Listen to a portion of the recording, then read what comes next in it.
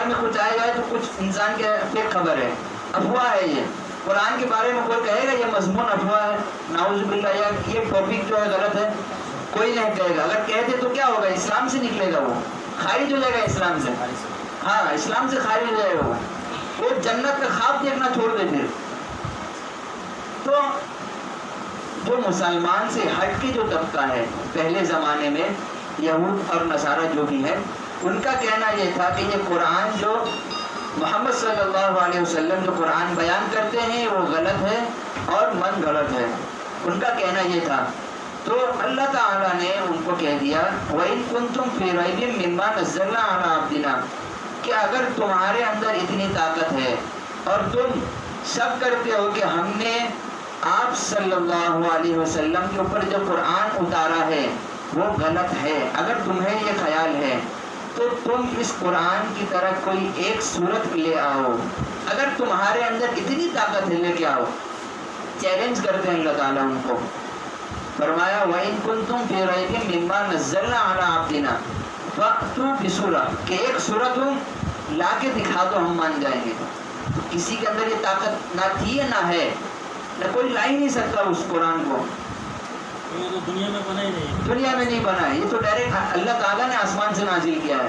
اب اللہ تعالیٰ جو چیز نازل کرے اور بندہ جو چیز پیش کرے تو کتنا فرق ہوگا، آسمان اور زمین کا فرق ہوگا. تو یہ اللہ تعالیٰ کھلا چیلنج کرتے ہیں جو لوگ قرآن میں شک کرتے ہیں کہ یہ محمد جو ہے اپنی طرف سے بولتا ہے. یہ کوئی جبرائیل نہیں آتا اس کے اوپر، کوئی فرشتہ نہیں آتا.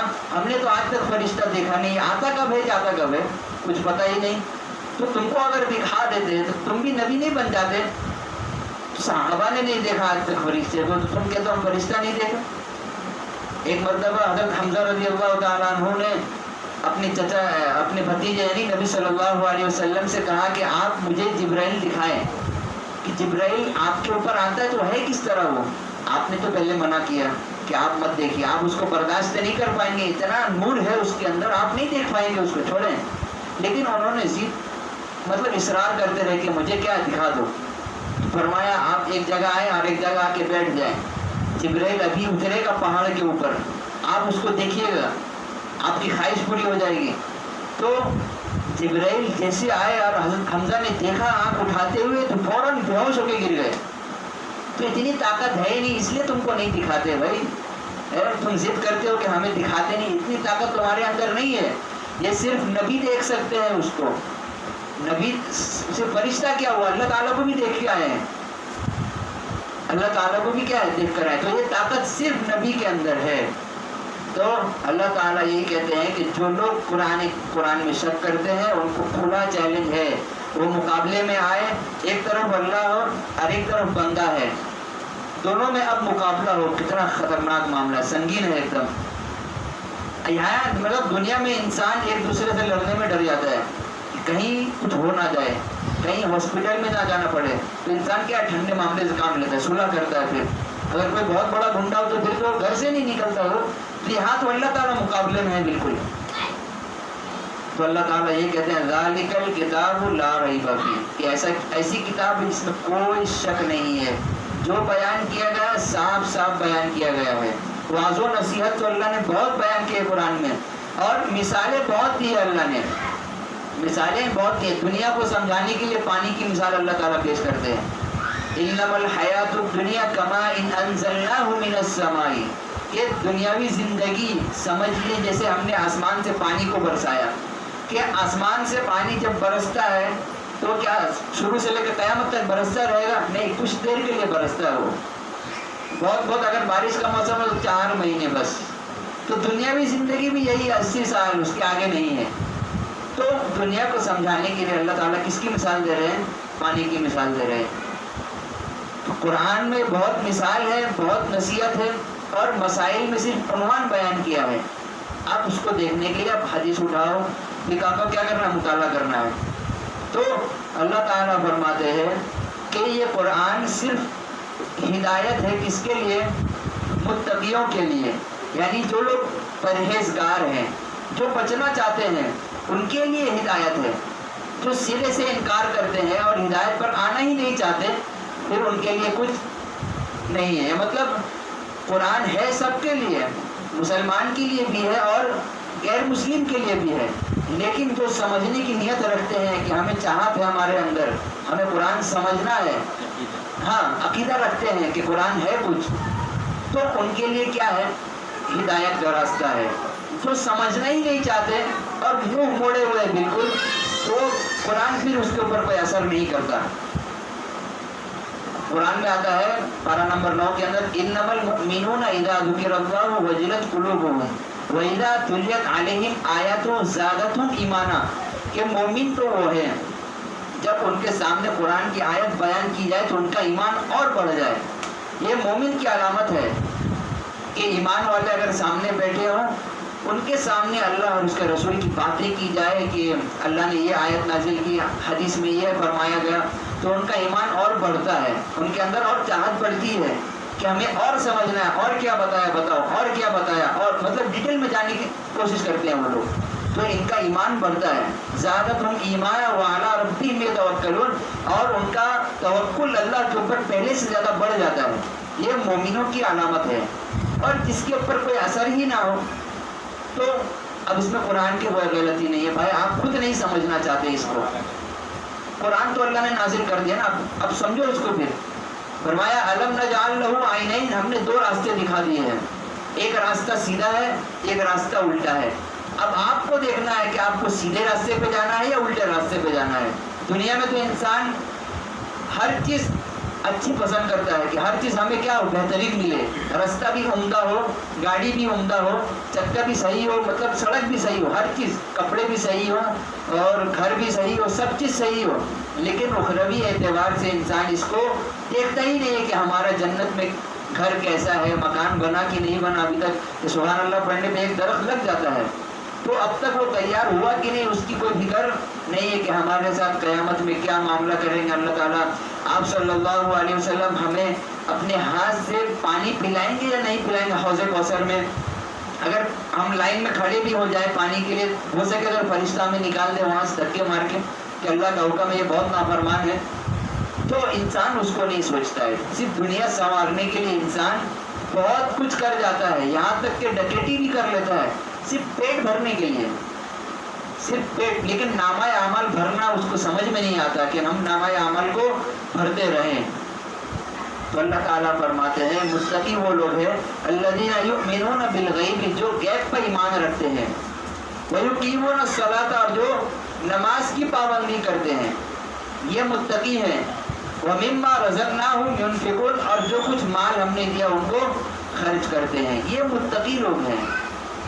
یعنی متقی میں وہ لوگ آ گئے جو پرہیز کرتے ہیں ہر چیز سے۔ اگر انسان 5 وقت نماز پڑھ لے اور فجر میں بھی اٹھتا ہو روزانہ ہو اور جماعت نہ چھوٹے، پہلی صف میں کھڑا ہوتا ہو بالکل امام کے ساتھ، تو اس انسان سے یہ امید نہیں ہے کہ یہ کبھی غلط کام کرے گا۔ اگر انسانی فطرت کے اعتبار سے غلطی ہو جائے تو پھر وہ انسان ہے تو غلطی ہوگی، وہ فطرت ہے وہ، لیکن یہ امید اس سے نہیں ہوگی کہ کبھی یہ بہت بڑا کوئی جرم کر بیٹھے گا۔ کیونکہ بھائی جو آدمی فجر میں اٹھتا ہو، تہجد پڑھتا ہو، وہ تو پہلے سے مطلب سدھرا ہوا ہے، پہلے سے سدھرا ہوا ہے، جو پہلے سے مطلب ہر چیز میں وہ کیا کرے گا، پرہیز کرے گا کہ ہم سے کہیں یہ گناہ نہ ہو جائے، کہیں یہ نہ ہو جائے، کہیں ہماری نماز قضا نہ ہو جائے۔ تو متقی کی علامت یہ ہے کہ نماز پڑھتے ہیں، غیب پہ ایمان رکھتے ہیں کہ اللہ تعالیٰ برحق ہے۔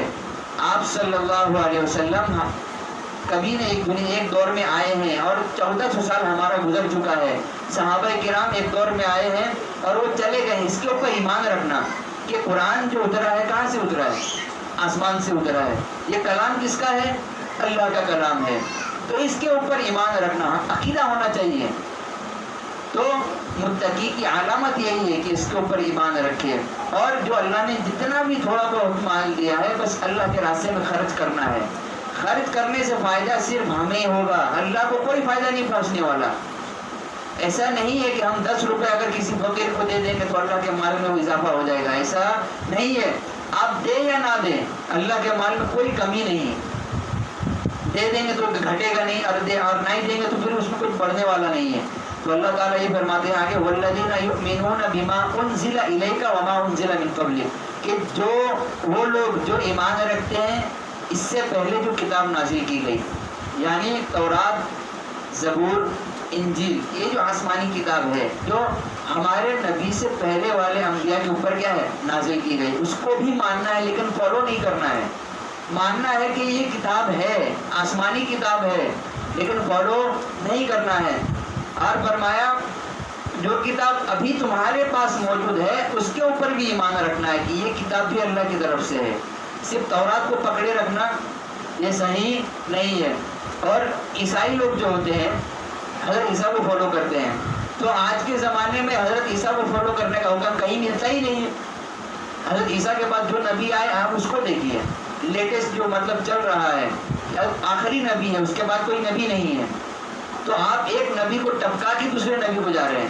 پہلے اس کو فالو کریے لیکن ان کی کتاب کو مانیے کہ ہاں یہ کتاب ہے، ماننا ہے لیکن عمل نہیں کرنا اس کے اوپر. تو آگے فرماتے ہیں وَبِالْآخِرَةِ هُمْ يُوقِنُونَ، اور آخرت کے اوپر بھی اس کا ایمان ہو کہ آخرت بھی کوئی چیز ہے. کہ آپ صلی اللہ علیہ وسلم کے زمانے میں جو لوگ تھے ان کا عقیدہ، جو کافر لوگ تھے ان کا عقیدہ اتنا خراب تھا، وہ کہتے تھے کہ اِذَا مِتْنَا وَكُنَّا تُرَابًا، کہ جب ہم مر جائیں گے ہم تو مٹی ہو جائیں گے، آدمی جلا دیں گے ہمیں یا قبر میں دفنا دیں گے. پھر اس قبر کو کھول کے بھی دیکھا جائے تو کچھ نہیں نکلتا، پھر ہڈی تک پتہ نہیں چلتا کہ کوئی آدمی آیا تھا. اب دوسرا آدمی وہاں پہ آتا ہے، ایک آدمی آ چکا ہے پہلے لیکن ایسا ہو گیا مٹی مٹی بالکل. تو وہ آدمی، پہلے زمانے کے آدمی لوگ یہی کہتے تھے کہ جب ہم مر جائیں گے مٹی ہو جائیں گے تو پھر ہم دوبارہ کیسے زندہ ہوں گے، ہم تو ختم ہو گئے بالکل. تو اللہ تعالیٰ ان سے یہی سوال کرتا ہے کہ دیکھو جو اللہ تمہیں پہلی مرتبہ پیدا کر سکتا ہے تو کیا دوبارہ نہیں پیدا کر سکتا؟ وہ جو اللہ تمہیں پہلی مرتبہ پیدا کیا جب تم کچھ تھے ہی نہیں، نہ دنیا میں تھے نہ آخرت میں تھے، کہیں نہیں تھے، تم کو 9 مہینہ ماں کے پیٹ میں رکھ سکتا ہے وہ. پھر 9 مہینے رکھنے کے بعد پھر وہ نکال کے تمہیں 80 اور 90 سال زندگی میں دنیا میں زندگی دے سکتا ہے. تو مارنے کے بعد دوبارہ پیدا کرنا کوئی مشکل ہے اس کے لیے. انسان اگر کوئی ایک کام سیکھ لے دنیا میں تو وہ کرتا رہتا ہے نا. پھر اگر کوئی میکینک گاڑی بنانا سیکھ گیا تو کیا دوبارہ نہیں بنا سکتا؟ وہ گاڑی بنا سکتا ہے. تو انسان کے اندر اتنی طاقت ہے، تو نعوذ باللہ اللہ تعالیٰ اتنے کمزور ہو گئے ہیں کہ دوبارہ نہیں پیدا کر سکتے تم کو. تو ان کا خیال یہی تھا کہ ہم مر جائیں گے، مٹی ہو جائیں گے، ہمیں دفنا دیا جائے گا، تو اللہ تعالیٰ ہمیں کیسے پیدا کرے گا؟ تو وہ آخرت پہ ایمان بھی نہیں رکھتے تھے. پھر آخرت ہے ہی نہیں، ہم جب زندہ ہی نہیں ہوں گے تو حساب کتاب کیسا پھر ہمارا؟ تو اللہ تعالیٰ کیا کہتے ہیں وَبِالْآخِرَةِ هُمْ يُوقِنُونَ، جو لوگ آخرت پر بھی ایمان رکھتے ہیں کہ مرنے کے بعد واپس اٹھنا ہے، اسی طرح اٹھنا ہے. موت تمہیں اس لیے دی جاتی ہے تاکہ ایک آبادی ختم ہو دوسری آبادی وہاں بسے. ہر 100 سال کے بعد انسان جو دنیا میں رہتا ہے ہر 100 سال کے بعد وہ چینج ہو جاتا ہے کہ وہ انسان آپ کو پھر دوبارہ نہیں ملے گا. سمجھیے 100 سال اب چل رہا ہے، 100 سال کمپلیٹ ہوتے ہوتے اب تک جتنے آدمی تھے وہ سب ختم ہو جائیں گے. ایک آدھ دکا رہ گیا تو رہ گیا، پھر اب نئے آدمی آئیں گے دنیا میں اسی جگہ پر، لیکن جگہ باقی ہے ابھی. تو ہوتا یہ تھا کہ وہ لوگ ایمان رکھتے نہیں تھے آخرت پہ. تو اللہ نے فرمایا وَبِالْآخِرَةِ هُمْ يُوقِنُونَ، آخرت پہ ایمان رکھنا بھی اسلام کا ایک اہم رکن ہے کہ تمہیں بعد میں مرنا ہے. اب اس سے فائدہ یہ ہوگا کہ اگر ہم آخرت پہ ایمان رکھیں گے تو ہمارے اندر ایک فکر پیدا ہوگی کہ ہمیں اب عمل کرنا ہوگا. کہ جب ہم دنیا سے چلے جائیں گے پھر اللہ تعالیٰ اٹھا کے ہمیں حساب کتاب لیں گے تو کیا کریں گے، کیا جواب دیں گے؟ کچھ نہیں.